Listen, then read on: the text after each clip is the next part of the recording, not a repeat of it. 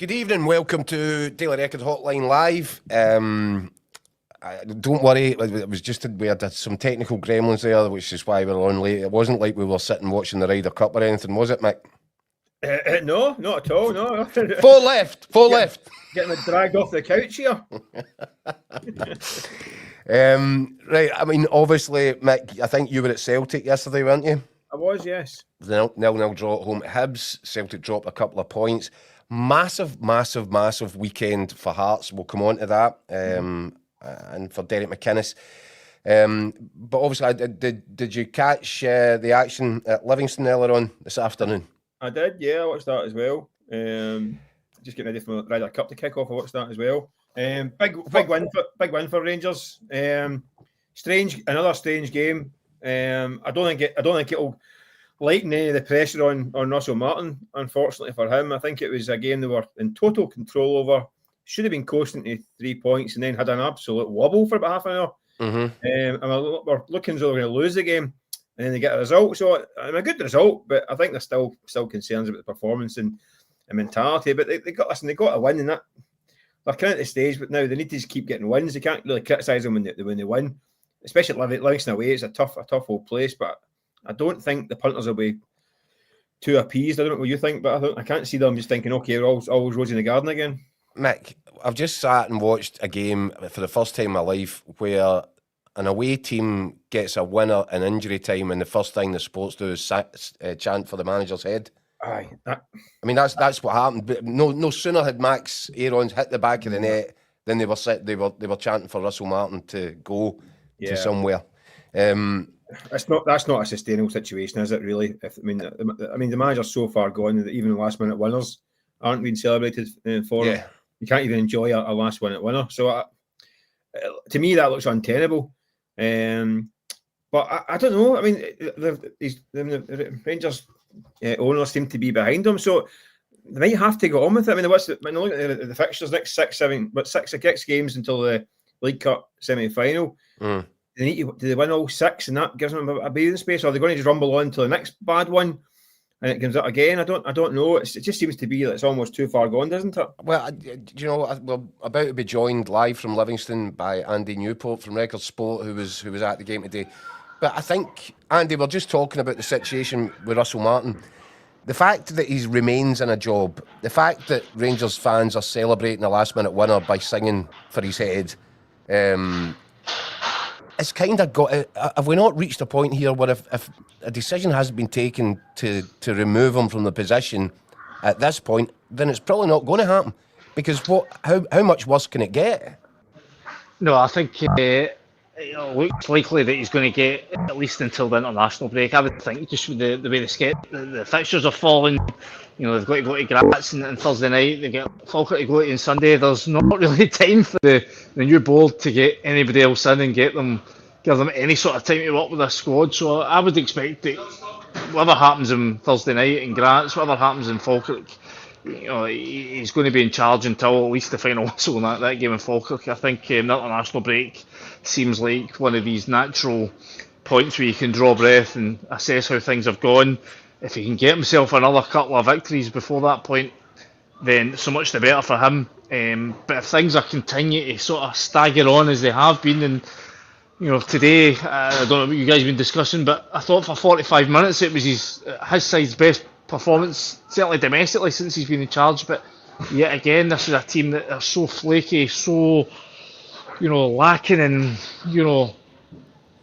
self-belief. They're just so easily swept aside. They get taken totally off track, and really allow a Livingston team that went at the races in the first half to come in and dominate large portions of the second half. So if that kind of form continues, if we see another really tepid, insipid performance like we saw against Genk when they go to Graz, then I'm not so sure what kind of evidence there is to suggest that he's taking this team. He's developing, he's pushing this team on. For me, the team's went backwards since he came in. He's now got the players in that he wanted. He's got a settled squad. Like he's been talking about the transfer window shutting. There was a lot of uncertainty around a number of players. All that's gone away. He said when that happened, you would see an improvement okay, for 45 minutes they look better, but it's against a Livingston team that frankly they should be beaten. They should be beaten comfortably. Newly promoted with a budget far and away smaller than Rangers. Russell Martin's got to work with, and yet again it's another, quite a, especially second half, a really ropey performance where they were lucky to get away with a win in the end. So, I think the question marks over Russell Martin's future are still hanging around. They're not budging. Yeah, but listen, here's an odd thing, right? I accept what you're saying there, Andy. It was a better Rangers performance. They looked a bit better in the first half. They should do. Yeah, they should. It's what they should do. It's been long enough. But what I'm going to say about that is, it almost felt as if they'd gone their own way. The players were doing their own thing. It was far more aggressive, front-footed, direct. There was purpose to the possession. And I think that's what Russell Martin has always said. I think you definitely saw patterns of play. There was a move that happened just before Majowski has his chance the first half, which anytime a couple of times I've been able to watch Rangers train this season, that was all sort of stuff that they've worked on in training. So Russell Martin will say that is what the style of play is supposed to look like. It's one touch stuff, it's played at a speed, and it's incisive and it cuts through. The trouble is with this Rangers team is that they're too slow, they take too many touches in the ball and they play backwards and sideways too often instead of forwards. So that's what I was going to say, Andy. It almost looked as if they'd come out with the handbrake on for the second half, because everything that they did well in the first half, they stopped doing after they're going into the dressing room to meet the manager at half time. I mean, we did ask that question to the manager in the post-match press conference. He sort of blamed it on the pitch being sticky. And, again, I'll cut him some slack because the pitch here is awful. All these Astro pitches are awful. I'm not a fan of it. I've not seen one yet that I like. That's meant to be a good one. Well, they're all terrible. As far as there was players slipping and sliding all over the shop. I don't think I've ever seen a good game of football in one of these. I can't believe you're slagging a 4G, Andrew. Steady, you. Steady. So they don't all come from Turkey, you know. You say. So the fact that he was again he's always got something to blame. I mean, I think that's been the thing that a lot of fans have taken the issue with, is that he's not really ever stuck his hand up and go, it was the tactics that weren't. It was either the players not being confident enough, it's the fixture list, it's the off-field stuff with transfers, and I mean, to be fair, he didn't really. He made mention of the pitch again today. He didn't make too much of a mention of it, but I think that was just because he's got away with the win. So I think had you seen them drop points today, I think that would be something that would get cast up. So Celtic follower says, how wet was the Livi pitch? I mean, it seemed very hard for several Rangers players to remain upright. Can I ask you, Andy? See that I noticed something that when Martin made the subs, about 3 substitutions late in the kind of middle of the second half, there was a bit of period of confusion. It looked like the players didn't have any instructions of where to actually play. I think that Conor Barron came over and had to ask basically where they meant to be. It seemed to me that they put on the park without any plan. I mean, I'm thinking alarm bells at that point are ringing, like the players looking around like, where am I meant to be playing here? It was panic stations time, Mick, wasn't it? It was just throwing everybody off the bench. Yeah. I think we've seen this a few times with Rangers where, especially when they're chasing results, and they've had to do that so often, you've seen it regular enough that, it's not just, a straight swap. They're having to change, they're putting Chermiti on upside alongside Majowski. They're having to rip up the game plan entirely. That's what happens when you're not in control of a game, and Rangers were not in control of that second half, having been the dominant force in the first half. I mean, you can see why even a win, usually a win like that galvanises a team, gets the togetherness going. Russell Martin's talking about the scenes in the dressing room after, and that's great. He's hoping that's going to be the thing that bands them together. But it's not washing the supporters, because they've just watched another performance where they're scraping through against a team that they've got a budget that dwarfs it. They've got 3 sides of the stadium here. They should be, with the players they've got, with the money they've had to spend, with the backing that they've got here, they should be in total control, and they allow it to slip again. And I think that's why the fans are just absolutely not convinced by what they're seeing for this Russell Martin team. So until he can produce not just 1, 2, but 3 or 4, 5 performances where Rangers are dominant, where they're in top, where they're in control, he's going to face what he saw today. What was the deal with Diomande today, Andy? Was he injured? Was he on the bench? I just think he was so poor, and obviously midweek, and he obviously got sent off. I think they decided they wanted Conor Barron to come in there and maybe add a wee bit more steel, if you want to call it that, in the centre of the park. So he didn't mention post-match anyway. No, I just wonder because there have been all the way through kind of peppering this short time in charge. There have been moments where he seems to fall out with people. You just wonder if he's fallen out with Diomande for getting that red card, which, it was a stupid tackle, but that would be harsh, would it not? You just bomb the guy out for it. Well, what I would say, and I'd kept a sort of tally up until the Bruges point in terms of the Bruges game away, how many different variations you'd seen of Rangers midfield, and I think at that point it was something like 8 or 9 different midfield three-man combos in the space of 12 games, and it's kind of carried on like that since then. So, I think I asked him after that game in Bruges if he found if he was clearing what was his best midfield blend, and he hadn't, and I think you've seen that that's still the case. He's still striving to get a midfield three that look comfortable together and look comfortable in this game plan. I thought Barn did okay today. Raskin was quite quiet.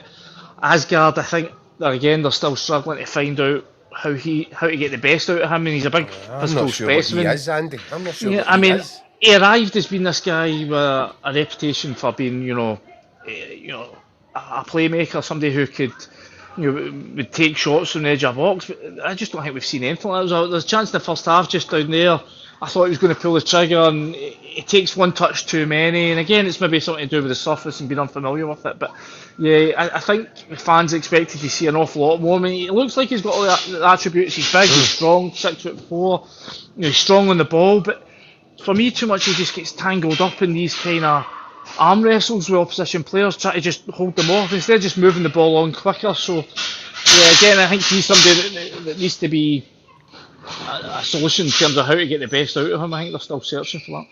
I think the one thing I would say, I was actually quite pleased on just a purely human level for Max Aarons, because he's had an absolute torrid time, hasn't he, since coming up on loan, and that was quite a nice moment for him. You wonder if that might allow him to kick on a little bit. Yeah, I mean, he looked like a guy who'd had his confidence shattered by his first few weeks at the club. I mean, that red card he got in Bruges, for me, it just looked like a guy who wanted out of there. Took the easy option and just dragged the player down and got himself sent off. So, this is we're talking about a guy who's not a bad player. He's played almost 100 games in the Premier League. He's played in La Liga. This is a guy who you would have thought would have come in here and really, cementing himself in the team. He's still young. He's about 26, but I think what it shows you is that whatever you face down in England, it's a different world when you come up here. The scrutiny levels at a club like Bournemouth, even if you're playing the Premier League, it is nothing when you come to Glasgow and you've got, not just the opposition fans, you've got your own fans in your back, 50,000 fans screaming at you and, question how good a player you are and all the rest. So, I think for him it would be a big moment. But again, they need to build on this. They need to get a win on Thursday night and keep the momentum going. They thought they'd got that turning point against Hibs last week, but it was such a poor display on Thursday. So, Russell Martin will be hoping that he can just get some kind of momentum building, and that might just see him through the quiet spells in the international break, where the board might have a chance to sort of catch breath and put their heads together and have a chat about how things have gone so far. That's my last question before I let you go, Andy. It's just, what was his overall demeanour like in the after-match presser? Because I heard him on the radio and he said something which would probably send a shiver down the spine of the Rangers support, and that's that he's got an amazing capacity for stress. So he's quite comfortable toughing this out, even though fans are chanting for his name and all this. He certainly wasn't giving off the impression of a man who's ready just to jack it in. No, I think he has a self-belief that he can turn things around. Whether that happens or not remains to be seen. But he was trying to talk up the players and the fact that they're still playing for him and they went to the death room. But there's no doubt he looked relieved. I mean, he's basically. I'm not so sure how much more the board could withstand if he'd lost today or dropped points today. I think this might have been the final nail in the coffin. I did a wee bit of research. Last season, Celtic, outside the Old Firm games, dropped points in 6 games, and in 4 of those occasions, Rangers also dropped points. They weren't able to take advantage of any times that Celtic slipped up. I think if, having been left, the door ever so slightly ajar by Celtic yesterday, and obviously Hearts are still flying high. They need to be caught as well. But I think if he'd allowed that chance to cut the gap back to 7 points, I think that would have been, the final nail in the coffin for him. If he's not already dead and buried with large sections of the support already. So I think for him, he knew that he had to get a result today. He had to get it, whatever way it came. He's got it by the skin of his teeth. But really, a lot more is required of this team. Not if he's forget title talk and putting up a challenge. For him just to survive past October, he needs another couple of wins before the international break. I think this is he's still deep in the mire. Yeah, I guess so. But if there's no appetite to make the change from above, and Andrew Kavanagh has shown no appetite for it at this minute in time, I think it seems as if it will go on. And there's just a comment before I let you go from Billy Doyne watching on Facebook. Last night I was watching the Motherwell v Aberdeen game in the hope that Motherwell win so Rangers don't end up bottom of the league. How things have changed. That just about sums it up, doesn't it? Yeah, it's been quite the slump. So, listen, as I say, Russell Martin very relieved man tonight. But listen, he's living game by game right now, isn't he? So we'll see what happens on Thursday night. Andy, thanks for joining us, mate. Safe home. Cheers, pal. Cheers, mate. Some state, isn't it, Mick, that you've got Rangers fans hoping that Motherwell will beat Aberdeen to keep them bottom. We'll come on to Aberdeen because wow, what a mess they're in. Yeah. But what's your take as things currently stand? Does this Rangers soap opera just plod on indefinitely, or at what point does the axe come down? I actually think it might go. I'm looking at the fixtures coming up. Obviously, the European games, away trip to Graz and away trip to Brann. I think you can, as long as they don't kind of disgrace themselves in those games like the kind of Bruges match, you can get through them. But you get Falkirk away, Dun United at home, Kelly at home, and Hibs away. I mean, tricky games, but winnable games. It is very much. It feels like a kind of almost game-to-game basis at the moment, isn't it? And it just feels though that even if it does get through that period, you're running into Celtic in the League Cup semi-final. We don't really know what Celtic are going to be like at that point. We'll get to him, no doubt, later on the show. But then you get likes of Roma, and then it's hard fixtures again. You get it just looks like danger all the way for him. You get to that stage when you're one more, when you're on the ropes, you're one big kind of punch away from hitting the deck. Do you know what I mean? It just feels I just feel kind of position right now. It would almost be an act of mercy, wouldn't it, to just say, look, Russell, do you know what? I would really appreciate the fact that you're wanting to take ownership, that you'll step forward, but I mean, it's got to be. It's like a mercy killing now because when the fans are reacting like that to last minute winners, there's nowhere left to go.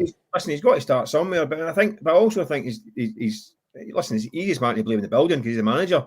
But I don't think the recruitment's been great. I look at that squad and I think there's kind of weak points in the squad. Guys that have come in and look pretty decent have faded quite quickly. I'm looking at Antman, who started like a house on fire, and then he struggled a bit. I thought there were signs today when they got the ball to him. I thought he looked all right. Faded badly, then hooked again. Mm-hmm. Obviously got the assist. Gassama, I think looks decent, but he's a typical kind of winger. I think when he's good, he's good. When he's bad, he's AWOL. Mm-hmm. But you're going to get that as a young lad. I think he's got potential. The boys up front look as though they've got a bit of ability. Well, I mean, Majowski certainly a goal scorer. Chermiti, questions jury's still out on him.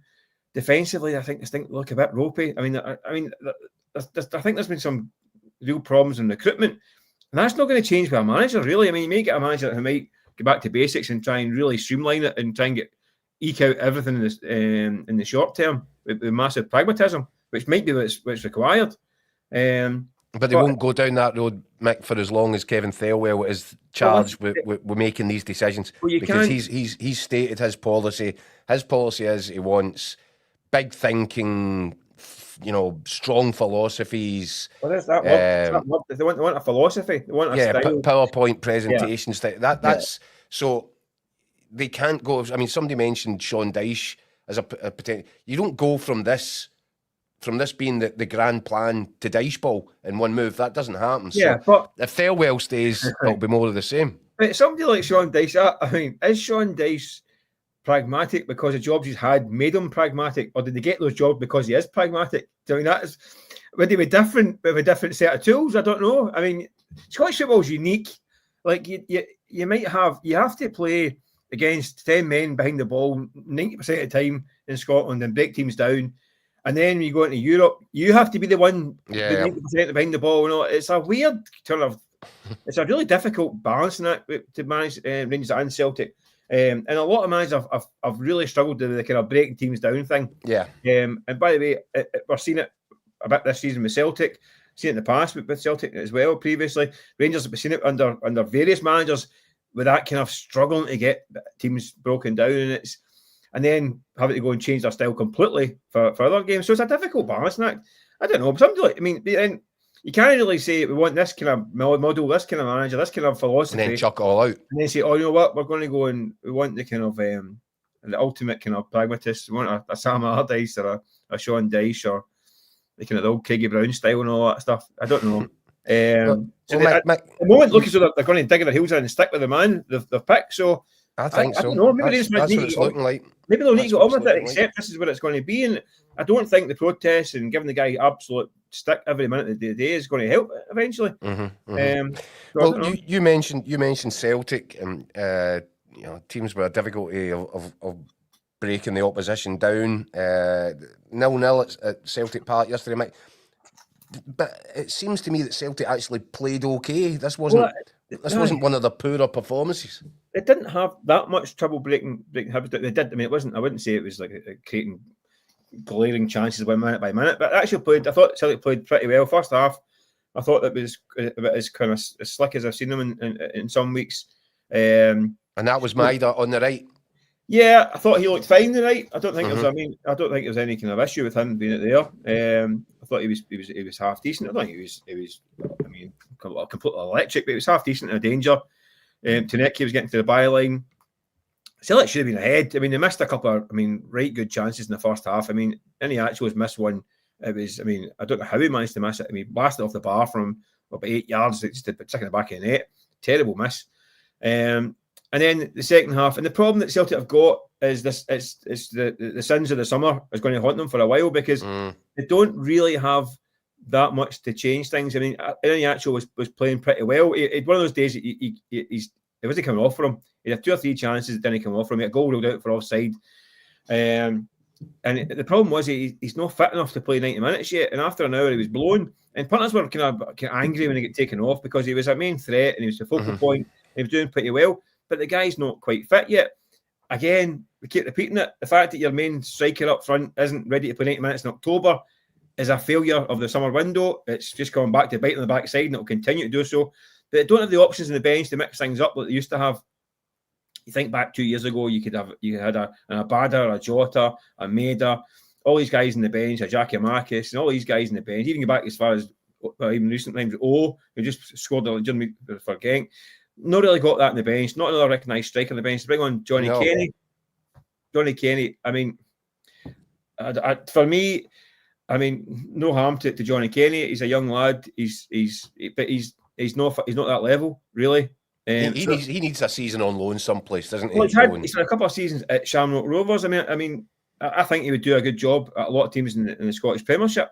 Yeah, but he's not a Celtic striker yet. He was heavily linked to St Mirren. I thought he might end up there. Yeah, listen, I could see him scoring 15 goals for an Aberdeen or a Hibs or something. Yeah, not a problem.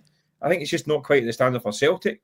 So they're chasing a game with guys who I say they're not. I don't think they're quite up to that level. So and it got a bit frantic. They could have snatched at the end. They had chances. A bit like Rangers today. The pressure just created chances. They go with a few saves. I thought it played half decent, but I just think that if that was a one-off game, you go, you know what, played well, didn't break their way, move on. It happens, right? But that's their 4th goalless draw of the season. They had 4 in the whole of last season, and in 2 of them in the Champions League. They've scored 8 league goals this season. They scored less goals than Livingston, Kilmarnock, Hibs, Dundee United, almost half the amount that Hearts have scored to the top of the right. league. So they're struggling for quality in the final third. And this is what, and listen, in fairness, Brendan Rodgers has been crying out for, he said since June, I need quality in the final third. He's added Tonecchio and Iniacho, I think, who are a bit of quality. Iniacho needs time. Again, ridiculous, that's the situation they're in. Tonecchio, I think, looks decent. Bartlett Wishaw, who's another left-sided winger, needs to kind of, he's with 4 or 5 games now, not really started with a bang, to be fair, but he needs a bit of time. But it's just Celtic are not firing all cylinders, and I think they will improve when these connections with certain players and fitness builds with these guys. I think they will get better, but they're still lacking. They still get to an hour if they're struggling in games, and it happens. By the way, it happens to the best Celtic teams, but usually there's somebody to change it. They can mix it up, and they've got equal firepower to come on. They don't have it just now. So Tell me this. It's a bit of a struggle for Celtic at the moment. I mean, it doesn't need. You're right in everything that you just said, and Brendan Rodgers doesn't need to go looking for problems that don't exist. But has he got a problem at left back now in terms of whose first pick should be? That's a nice problem, I think. I think that's a nice problem because I think he's. I thought Tierney it was decent in the last week. I like to look at Siraki. I think he looks. What I think is I've seen, especially in the second half. Yesterday, he's playing very much in the pitch as I can listen. Don't want to get all kind of beardy hipster, but he's very much the kind of he can handle playing that inverted role. I still think Kieran Tierney can do that as well. I don't think people kind of dismiss Kieran Tierney as a one-trick pony. You can only bump at the line. He's not. I think he's a football player. I think he could do that no bother as well. But I thought he did a lot of that in the European game through the week, Mick. He was tucking in. He was playing a very similar sort of role to the one that Greg Taylor was playing last season and previous season. Yeah, but I like to look at Siraki. I mean, again, he's not played an awful lot of football since the kind of February, March. So by the end, he's kind of blown a wee bit. But yeah, it looks like a wee hardy fullback that you can rely on. I think you're going to need to rely on because I say Kieran Tierney. Listen, we know he's been 90 minutes once in over a year. Yeah, it's a bit of a job share, that left back role. It's going to be, but I think that the stress is now going out of that for Celtic. I think they've got a guy they can rely on. Not just that, I think that a lot of people thought, well, Tierney has to be playing in Europe. I think everyone thought Champions League. I need a backup that you can rely on for Scotland. I think Siraki looks like he can do both. So I don't think that's a worry now. I think they'll both get plenty of game time, but equally as I think that's one area of the pitch I think is a bit more relaxing for Brendan Rodgers. He's got other areas I think will give him a bit of stress, to be honest. Well, what's giving him stress right now, you would imagine, is Derek McInnes and Hearts. You know, they 3-0 win at the weekend, 16 points out the first 18. They're throwing it down to Celtic, aren't they? They are. I mean, listen, it's still early. Was it 6-7 games into the season? And we were in this position this time last year. Aberdeen. We were saying, can Aberdeen maintain this title charge and all that stuff? And folk a bit carried away with Aberdeen because they've barely won a game since. I think we'll come to that in a minute. that conversation it was ended rather quickly. There's no started again since, but so it's very. I think Hearts are built on stronger foundations than that. They've got a big squad. I mean, they've got I think they've got about 35 players in that squad, but a lot of quality. They've signed really well. Scored a couple of great goals yesterday, didn't they? I mean, I thought I like Shankland's. That was just good old fashioned Shankland, wasn't it? Using his backside and all, getting the ball, sticking the back of the net. The boy and not thinking. I mean, that was a player just playing on instincts, wasn't it? Yeah. And maybe he's been guilty of overthinking stuff when he was struggling for form. That's just sheer instinct. He's got a smile on his face again. I saw him a lot last year, and he looked down the dumps. Looked like a guy whose time was running out of the club. He thought maybe even the way the club was playing wasn't helping him either, and it was like the chances of big moves were sliding out of sight and all that. He's looked down the dumps, but he's got his mojo back. He's I mean, Dennis McInnes has got him firing again. That was textbook. He's a great finish. Takes it nice and early, doesn't he? Wins the ball, sheer strength, and takes it early. The goal for the boy, can see this. I mean, sensational, absolutely sensational. I mean, it looks like they've won a watch with this guy as well, Greek lad. So I'm starting to think that this might be more realistic. I mean, especially I don't think Rangers look capable of putting together a 25 match unbeaten run.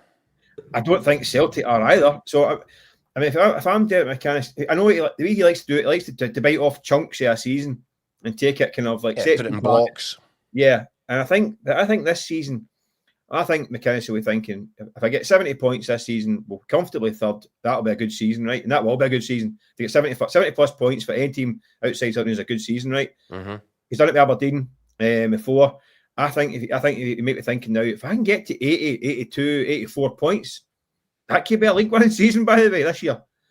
When you look at the kind of a Celtic in the last 14 years, a kind of poorish season, they win a title with kind of 80 odd points. If McInnes can get to 80 points, he's in the conversation. Mm-hmm. But again, you're a long way from 80 points right now, and you're over a long winter. The squad will get stretched. They don't have Europe, which is a major bonus, by the way. In terms of this campaign. So if they can, what they need to do is get to the end of the first quarter, see where they are, take a bite the next quarter and see where they are, take a bite the third one, and if at that point they're still up there, then yeah, we can say it's game on. At this point it's too early, but the signs are good. They've got a good strong squad. Look at the bench. I like the bench, strength and depth. Yeah, they look good, and they're getting better. They were winning games when they were still kind of puzzling it out. Performances perhaps weren't terrific. Yeah, listen, they got a last minute win at Livingston as well, Keith. I mean, we're kind of being critical. Rangers getting a last minute win and saying it's not good enough. Hearts are the same, but they're starting at a different point on their kind of trajectory. So it's a good result for them. But they have got results in the bag. They've done really well. Do you know what I find funny, Mick, is when you look at it, not funny, maybe ironic, when you look at it, you know, where Aberdeen and Rangers are right now. Aberdeen fans couldn't wait to chase Derek McInnes out of Pittodrie. Rangers fans didn't want him anywhere near Ibrox. You'd think if they were given the choice today that with Derek McInnes currently sitting top of the league at Hearts, maybe we're having different conversations. Listen, I have no doubt. I have no doubt that Aberdeen would take Derek McInnes back in a heartbeat, and I have no doubt that Dave Cormack would take him back in a heartbeat, despite their kind of slight issues towards the end. No doubt. Derek wouldn't touch that job with a barge pole now under Dave Cormack. Take great delight and tell them a bit like what the Yanks have been saying to Rory and Co. I think there'll be some similar kind of message from Derek. But yeah, and Rangers at the point now. But I mean, like Rangers fans are at the point now that they take Neil Lennon in charge now. When Derek McInnes. Steady. Listen, that's when they are. maybe not Neil, but you know what I mean. So that brings us on to Aberdeen. Mick, and there's stats flying about, all sorts of stats that can be attributed to Aberdeen at the minute, and which sort of demonstrate how desperate this has been for them period of time. But there's one that I was looking up earlier on today. I think it was in the 23rd of November last year. Aberdeen went and lost at St Mirren. And over that point, since that period, they have played 33 games, 33 league games, 33 league games. Yep. 5 wins in that 33. 23 points out of a possible 102. That has got relegation written all over it, Mike. That is the definition of relegation form, really. That is sinking without a trace form. Not scored a goal yet this year in the league. I mean, they've and do you know the thing? Actually, I think is the biggest worry for them now is the last 2 games. I think they've actually played a bit better. The last 3 games, I think they're still not getting results, and they're still getting beat. I mean, it's when you're playing a bit better and still not getting results. I think it's almost like it's a real. I mean, that's end of day stuff. I mean, and listen, you feel for Jimmy Thelin. There's pictures of him with the hood up and all that stuff. He's almost got to that kind of meme status now, isn't he? And you get to that, it's the Graham Murray handstand stage now he's at. I think it's the end of the road for him. I mean, he can't. This can't. I mean, it's old Mick McCarthy. This can't go on. Oh, yes, it can. It's almost getting to that stage with him. I mean, he's got a lot of goodwill with the Scottish Cup win, but that's now looking like one of the biggest, freak results in history. It's just an outlier, isn't it? An absolute outlier. Since last November, it has been utterly abysmal. Mazzino's pointing out, you thought they'd pick up 4 points, Keith. I did paint the picture that if they won at Tannadice or at Fir Park and drew the other one, that they could leapfrog Rangers at the bottom of the table before Rangers went to Livingston today. That hasn't. I mean, I just think they're in a real mess, Aberdeen. They've- What I'm hearing, Mike, and I know that you obviously used to cover that patch up the road. Yeah. But what I'm hearing from there is that the dressing room is not a happy place. It's not a good environment, and I think there's a lot of quality players in that home dressing room at Pittodrie, but you've got a manager that just can't get a tune out of them. That it kind of draws you towards an inevitable conclusion. But for whatever reason, Dave Cormack seems to have hitched his colours to Jimmy Thelin mast. Doesn't want to be seen to be wrong on it. No, but listen, he's not daft. I mean, Dave Cormack. I mean, he's he wears his heart on his sleeve. He'll admit himself he's made some mistakes through the years, and especially working in managerial appointments. Things haven't worked out. Some rather strange ones. I mean, the whole Neil Warnock thing was like a kind of fever dream, wasn't it? We almost forget that whole period, don't we? I mean, the Neil Warnock was in charge for a while and they barely won a game. A lot of eggs in the Thelin basket, and he's spent a lot of money to back him. So I can understand why they're giving it. I mean, they've got a lot of faith in the guy and think, well, we'll back to him financially, but it's just not happening. I mean, it's just not happening. I mean, the results have been so bad. Like you say, the dressing room, of course, it's not a happy dressing room. They've only 5 win bonuses in 9 months. I mean, they can't even take their missus out for a dinner once a week because they're not going to any winning bonuses. I just think that the team doesn't look as though it's got. It doesn't look organised enough to me. For me, I mean, a guy who's got a reputation of being like a really kind of a strict system and all that stuff. I mean, he changed it again at the weekend. Yeah, he's making up as he goes along now, which is throwing darts at the wall now. Yeah. I mean, I actually think he might. I mean, he's not daft. He knows the game. If you don't win games of football, I mean, it's been so bad. I mean, he knows he must be thinking this must be getting close to the edge here. And I say, and Cormac, that's a fair play to him. He's given the guy time. He's tried to back managers in the past, probably longer than they should. Went for the wrong guys at times. He's found this guy who did sound on paper to be quite an exciting appointment. Won the Scottish Cup, so for all that, it will be fondly remembered. But at the moment, Aberdeen are going down. Yeah, this league this year incredible. This league this year is not going to have a kind of team that's going to cut adrift and barely win a game all season. In fact, not tell a lie that it is. It's Aberdeen. Yeah. So they need to act at some. I mean, the run of fixtures coming now are pretty horrendous as well. We'll get Shakhtar in Europe, which is pretty ominous. Mm-hmm. But they've got a run of games. They've got Saman away, which is always to put that down for a defeat right away. Never win down there. Athens away, tough in Europe. Hibs at home, another one. They've got a rotten fortnight coming up as well. Dundee, I think they're away to Dundee, or faced Dundee, who could be anything. It's just nothing but problems for them.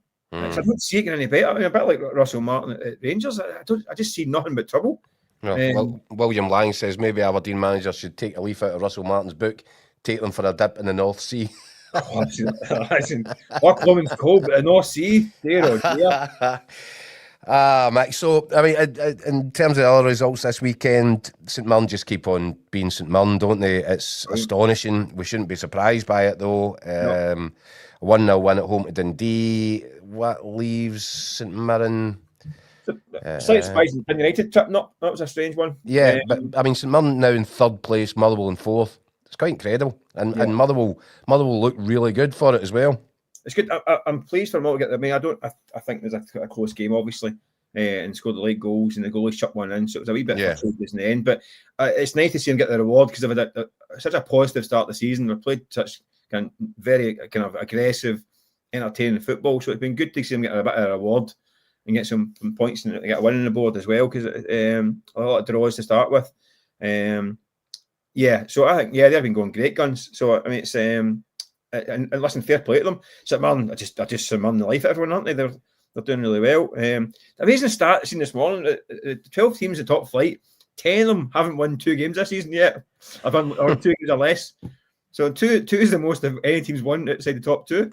I'm telling you, Mick, at all points to this could be, and we've been talking about it for ages. And will there ever be anybody that breaks the dominance? Well, of all the potential seasons, of all the managers to be at all the clubs, Derek McInnes has walked into Hearts at just potentially the right moment.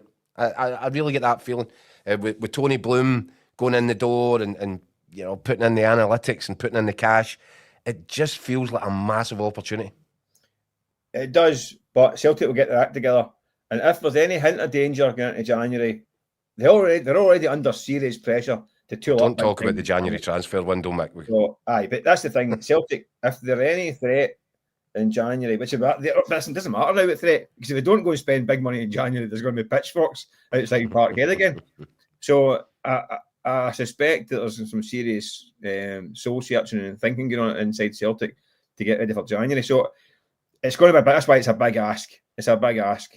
Because Celtic will have got the resources and the kind of the power to go again. I think they will get better. Celtic, I mean, the guys that they brought in will. Tony Bloom will go again, Mick.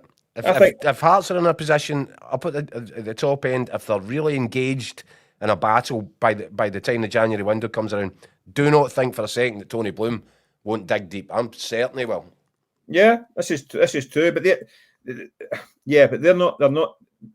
The market they're in is a kind of shrewd, kind of hidden gem market, isn't it? They're doing it not bad. Yeah, no, listen, I take that point as well. But some of them aren't. Not all of them work. Some of them do. Some of them don't. I just think Celtic will get their act together at some point. But there's nothing. But Celtic will get an unhappy fan base, a manager who looks as though he's finished up at the end of the season, big gaping holes in their squad, so they are vulnerable. I just think that Celtic being vulnerable isn't quite the same as other teams being vulnerable. Yeah, it's to an extent they're vulnerable, but I still think they're going to be too powerful for everybody else. But listen, the longer Hearts stay in it, the better it is. And what it is, Rangers, who knows what's going to happen. I can't see them building a 25 match unbeaten run to get themselves in the thick of it, but we'll see. No, and Billy Doyne says Celtic always get their act together pretty quick. Celtic will win the league with games to spare. Well, who knows? Anyway, Mick, thanks for your company. We're all off to watch the Ryder Cup. 4 left, and hopefully Europe shut these naughty Yanks. I'm looking forward to it. These potty mouth Yanks that have been spoiled for everyone.